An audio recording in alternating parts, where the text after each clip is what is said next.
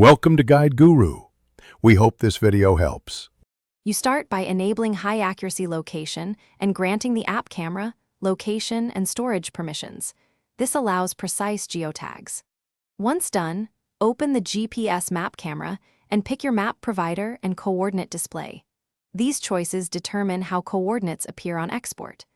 Make sure the device time and time zone match network time so timestamps align with location data. Now verify a GPS lock. Wait for 310 satellites for reliable accuracy, then move to framing your first shot. You configure the overlay now. Turn on Map Overlay, pick opacity, and where it appears on the photo so the image remains readable. Next, choose coordinate format, decimal degrees or degrees/minutes/seconds. Add custom labels like event name or case ID, and enable extra tags such as altitude and bearing because they help context later.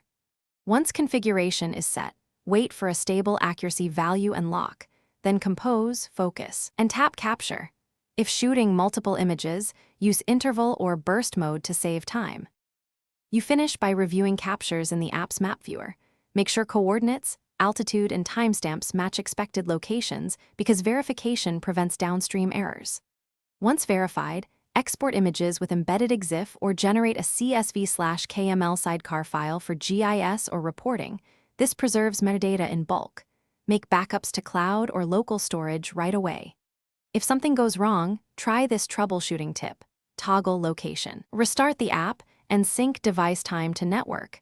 These steps usually restore missing geotags quickly. Thanks for watching. Consider subscribing if we helped you today.